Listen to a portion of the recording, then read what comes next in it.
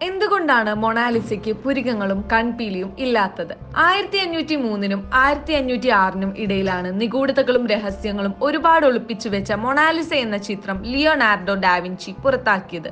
യഥാർത്ഥത്തിൽ മൊണാലിസ എന്ന സ്ത്രീ ഉണ്ടായിരുന്നോ എന്നായിരുന്നു ചിത്രകലാകാരന്മാരുടെ ആദ്യ അന്വേഷണം. അതിന് കിട്ടിയ ഉത്തരം പലതായിരുന്നു.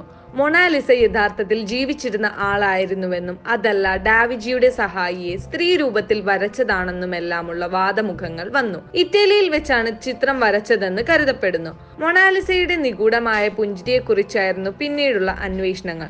ചിത്രകലാ ആരാധകർ ഏറെ ഇഷ്ടപ്പെടുന്നതാണ് മൊണാലിസയുടെ ഈ പുഞ്ചിരി. ചിത്രം ഒരു യഥാർത്ഥ മോഡലിനെ നോക്കി വരച്ചതാകുമെങ്കിൽ ആ സ്ത്രീക്ക് അന്ന് 24 വയസ്സോളമായിരിക്കണം പ്രായം എന്നായിരുന്നു മറ്റൊരു കണ്ടെത്തൽ.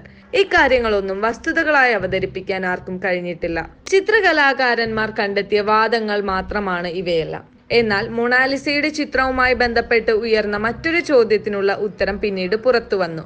മൊണാലിസയുടെ പെയിന്റിംഗ് ശ്രദ്ധിച്ചാൽ നമുക്കതിൽ പുരികവും കൺപീലിയും കാണാൻ കഴിയില്ല.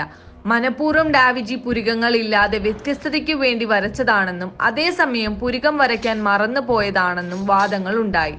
ഡാവിഞ്ചി വരയ്ക്കുന്ന സമയത്ത് മൊണാലിസയ്ക്ക് പുരികങ്ങൾ ഉണ്ടായിരുന്നു എന്നാണ് പലരും ചൂണ്ടിക്കാട്ടുന്നത്. പിന്നീട് പലതവണ പല ആളുകളിലൂടെ കൈമാറി വന്നപ്പോൾ ഈ ചിത്രം പലതവണ വൃത്തിയാക്കിയിരുന്നു. അങ്ങനെ വൃത്തിയാക്കുന്നതിനിടെ അബദ്ധത്തിൽ ഈ പുരികങ്ങൾ മാഞ്ഞു പോയതാകാം എന്നാണ് പലരും കണ്ടെത്തിയത്.